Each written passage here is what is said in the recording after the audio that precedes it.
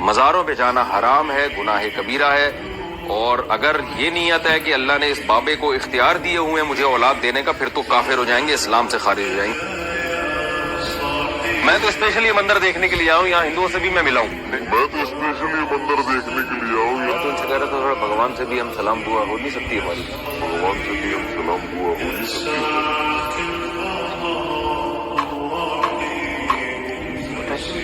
چلو بھائی، میں پہلی دفعہ صحیح طرح سے کسی مندر میں گیا، ابھی بھی کیسا ہی گیا نہیں ہوں اندر میں، سے باہر ہی بیٹھا ہوں۔ اچھا، تو ایسے شوق تھا مجھے۔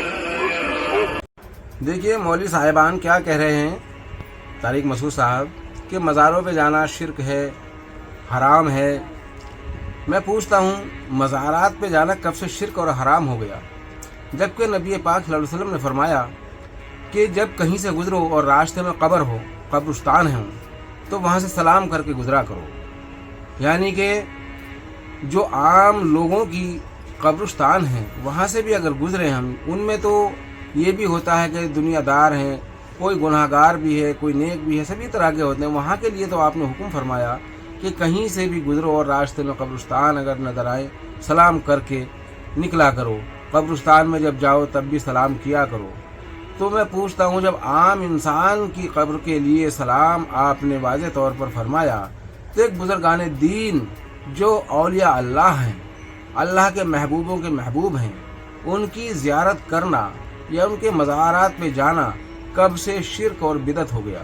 اب یہ کہتے ہیں کہ جو ان سے مانگے یا کہے تو یعنی ان بابا سے مانگے تو وہ اسلام سے خارج ہو جاتا ہے۔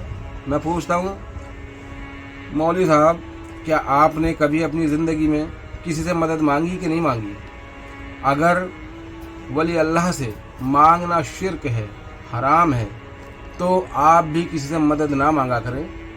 اور کیونکہ یہ مدد مانگنا بھی تو انسان سے اگر مانگتے ہو تو اللہ کے سوا کسی اور سے مانگا نا، تو یہ بھی تو حرام ہو گئی نا، پھر تو اسلام سے خارج ہو گئے اگر کسی انسان سے مدد مانگی تو۔ جبکہ اللہ نے انسان کو اس لیے بنایا ہے تاکہ انسان ایک دوسرے انسان کی پریشانی میں، دکھ تکلیف میں ایک دوسرے کی مدد کرے اور کام آئے۔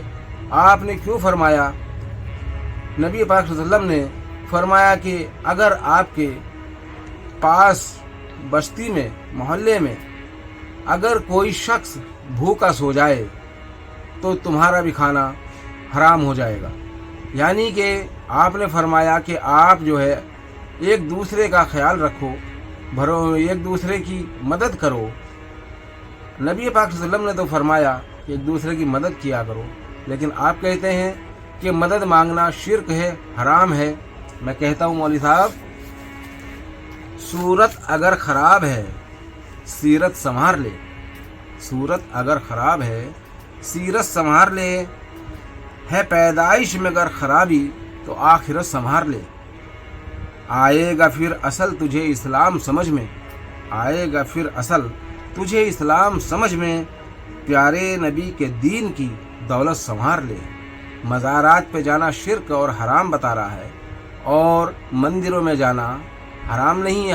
ہمارے لیے تو حرام نہیں ہے، ہم تو مندر میں بھی جاتے ہیں، مسجد میں بھی جاتے ہیں، گرجا میں بھی جاتے ہیں، گردوارے میں بھی جاتے ہیں، ہمارے لیے تو ہر جگہ اللہ موجود ہے۔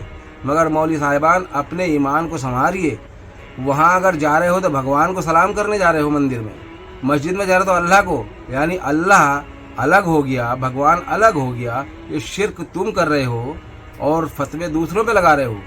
جبکہ اللہ بھی وہی ہے، رحیم بھی وہی ہے، رحمان بھی وہی ہے، بھگوان بھی وہی، ایشور بھی وہی ہے۔ ایک ہی اللہ کو ہزاروں نام سے پکارا جاتا ہے۔ مولوی صاحبان اگر وہاں گئے سلام کرنے کے لیے تو تمہارے لیے حرام نہیں ہے، شرک نہیں ہے؟ مزارات پہ گئے تو وہاں پہ حرام ہو گیا، شرک ہو گیا۔ اپنے ایمانوں کی درستی کیجئے اور دنیا کو گمراہ نہ کیجئے۔ جو بزرگان دین کا راستہ تھا اسے مت چھوڑیے، اس کو چھوڑو گے تو گمراہ ہو جاؤ گے۔ کسی نے سچ کہا ہے کہ وہ کیا راہ بتائیں گے مجھ کو جنہیں خود اپنا پتہ نہیں ہے۔ یہ مندر، یہ مسجد، یہ گرجا، یہ گردوارہ، کیا ان میں میرا خدا نہیں ہے؟ اللہ ہر جگہ موجود ہے اور ذرے ذرے میں موجود ہے۔ جہاں چاہے وہاں جائیے، तभी तो किसी शायर ने कहा है, अरे तुझे सजदा ही करना है जहाँ चाहे वहाँ कर ले। तो हमारा तो ये अकीदा है, हम तो जहाँ चाहे सजदा कर लेंगे। हमारे लिए तो अल्लाह वहीं मौजूद है, हाजिर है, मगर तुम अपने ईमानों की दुरुस्ती कीजिए। अस्सलाम वालेकुम।